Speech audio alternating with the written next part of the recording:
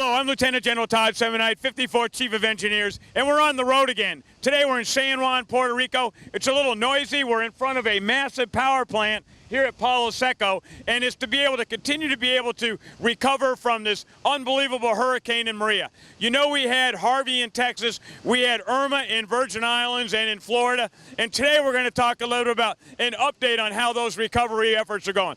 With me is Colonel Donovan Ollar. Don is the Deputy Division Commander for SAD.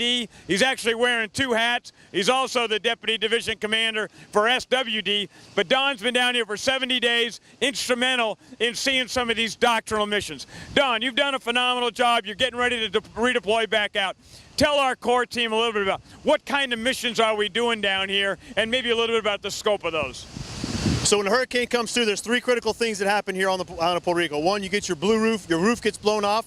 You lose your power, and there's a lot of debris. So three critical missions here for ESF3 that we do are debris removal, we install blue roofs, and we provide temporary emergency power. For our blue roofs, we have installed over 55,000 blue roofs here in Puerto Rico with about 5,000 left to go, so we'll be done in about 2 or 3 weeks. For debris, we have been tasked to remove 3.9 million cubic yards of debris. We've removed 3 million of those, and we have 1 million left to go here in Puerto Rico. For temporary emergency power, we have installed over 1,500 generators here in Puerto Rico. We currently have 750 currently providing power to critical public facilities here in Puerto Rico.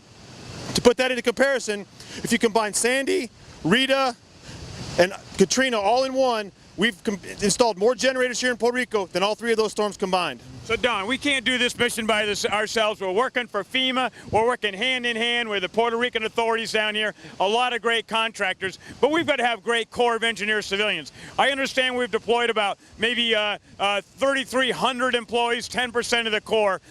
What do we need to have to continue to finish this mission, and why would somebody want to come to Puerto Rico to be on your team? Yes, sir. So if you want to see impact every day, it's nothing like when you go put a blue roof on somebody's house and that person comes out with tears in their eyes, gives you a big hug, or walking down the street when you power up or grid with a temporary microgrid and that person comes out just wanting to give you a hug and give you food, give you anything they want because you've just given them power, some of the bare necessities for survival down here in Puerto Rico. If you want to come down and volunteer here in Puerto Rico, I recommend you go see your EM chief, your RCO chief, or go see your deputy commander of your district to get online to come down here to Puerto Rico and support this fight. So Don, you talked about those big doctrinal missions we do. One of the things that happened down here was unbelievable devastation of the power grid. We don't normally do the power grid. With me is Colonel Jason Kirk. He's the current commander of Task Force Power. We stood up an extra team. We've had several people deployed down here, SCSs, colonels, and an unbelievable amount of our Corps civilians. But with me, Jason Kirk, you're the current commander down here. I'm understanding to some degree of about 80% of the transmission and distribution got wiped out in this. Jason, talk about the scope of your particular mission and maybe some of the big challenges. Chief, thank you. So I appreciate all that Colonel John Lloyd did for his 4.5 months down here, and it's my honor, Chief, to take on this mission. We've got over 250 Corps professionals that are on the Task Force Power Restoration team. You talked about some of the damages. We're going after the repair of thousands of miles of transmission line, distribution line, and if you think about what we need to get it back in the fight, 60,000 power poles.